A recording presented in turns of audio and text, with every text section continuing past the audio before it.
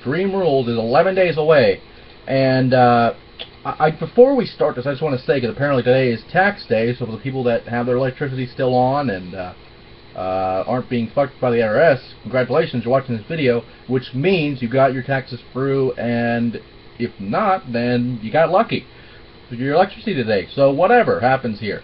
But first off, what we have here is, like always, the little match thing here, the tickets, you get the video on demand for last year's Extreme Rules, and of course the network, which you can have absolutely free for the month of April, which is great. You can see a free pay-per-view pretty much. You don't get to legally stream it this month, which all of us do, so whatever. But there's a lot of new matches on here, and some of them are not new, but some of them have new stipulations, so we'll get to those really quickly.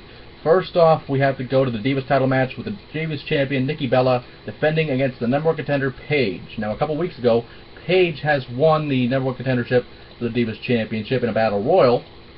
Unfortunately, though, there has been an injury of Paige on that same night, as Byron interviewed Paige after the battle royal, which probably wasn't smart to do.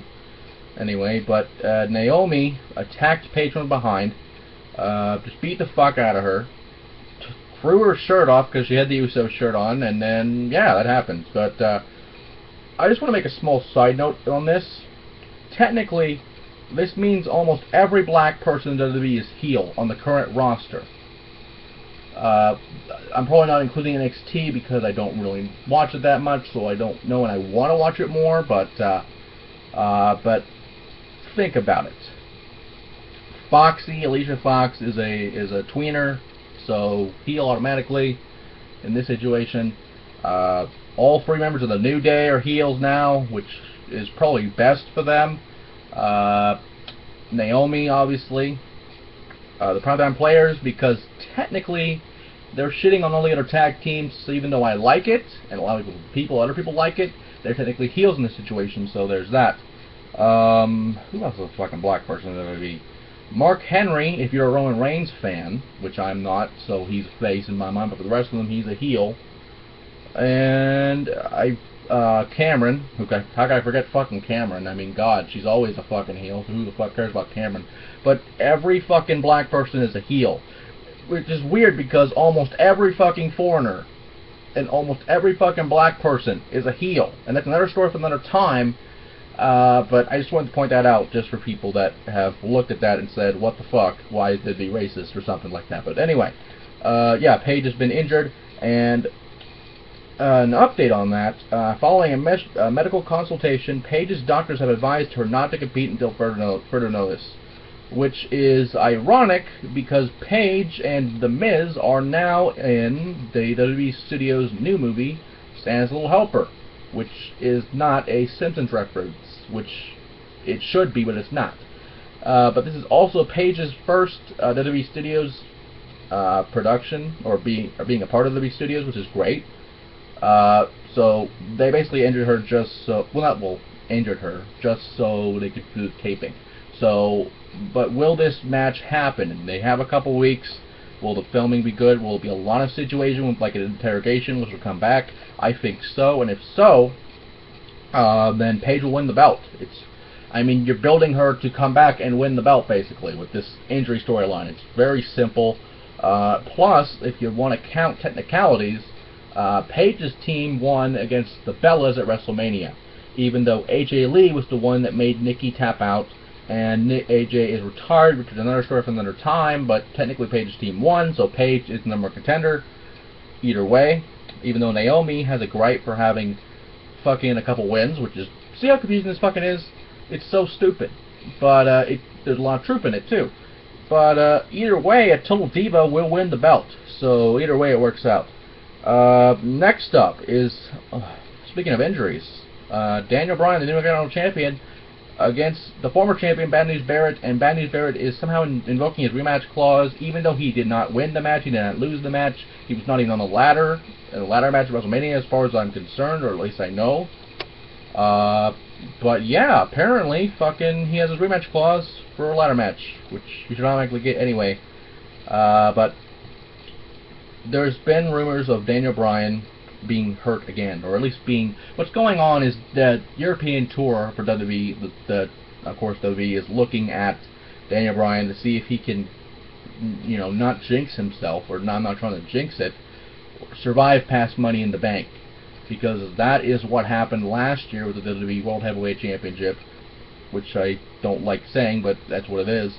And Daniel Bryan, well, at least he has the Intercontinental Championship. It's one of the most prestigious belts.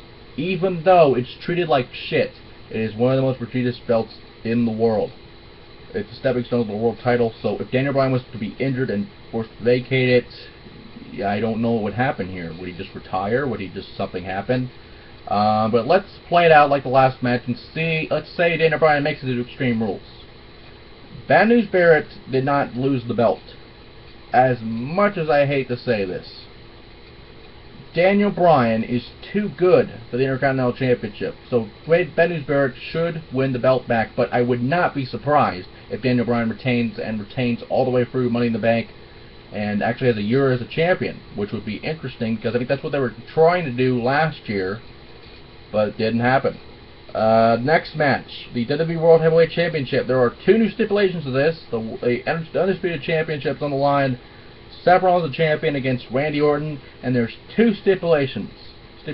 First off, the RKO is banned. Now, this stipulation was chosen by Seth Rollins, and it's a great stipulation because it takes away Randy Orton's greatest move. Even though you have the punt, which I wouldn't be surprised if this happened, or you have the DDT thing, you have all the other moves that he has, so he could do something. But this means if Randy Orton uses the RKO, he will not only be disqualified, which is rare in a steel cage match, unless you're in TNA, or, well, not only that, but he will also probably be suspended, probably lose any future opportunities of the title or something like that.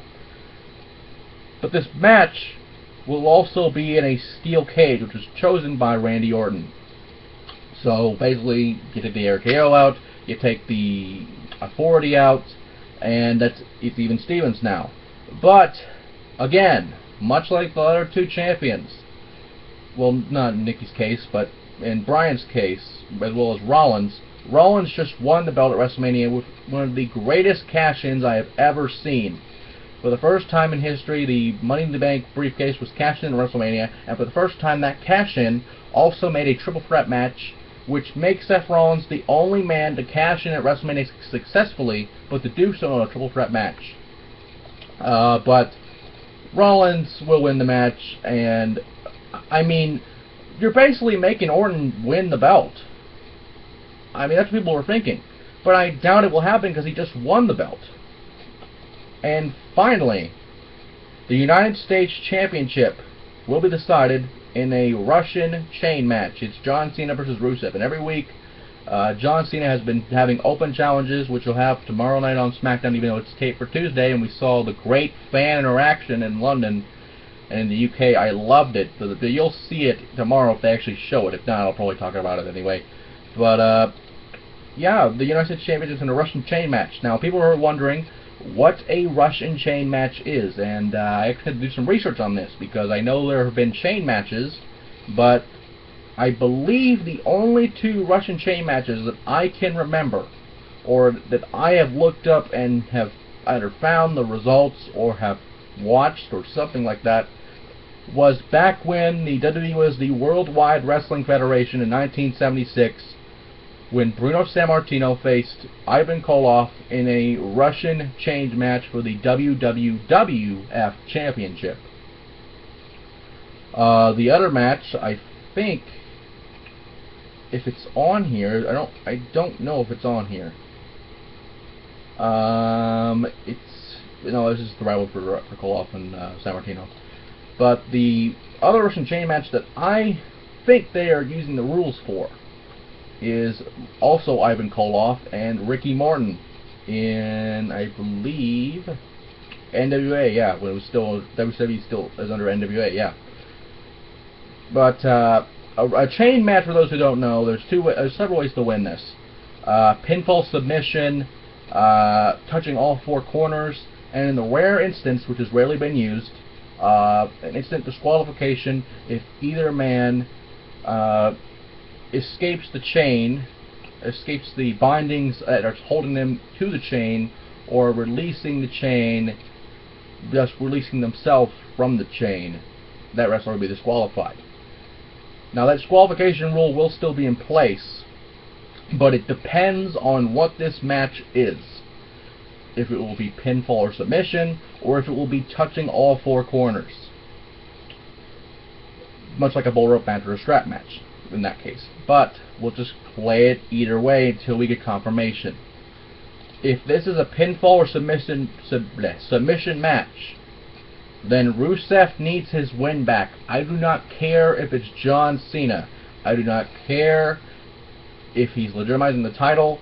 Rusev has been undefeated, has not been pinned or submitted until last month's WrestleMania. Now, since it's John Cena, the other way around this is if John Cena wins the match, he will hold the belt, hopefully, for a year.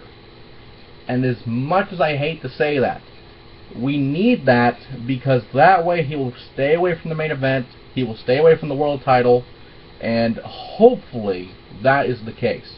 However, if this is a match where the only way to win is to hit the four corners in succession, but it's like a bull rope match, if you do that in succession, you win. If you're stopped, you have to reset and start at square one at any turnbuckle.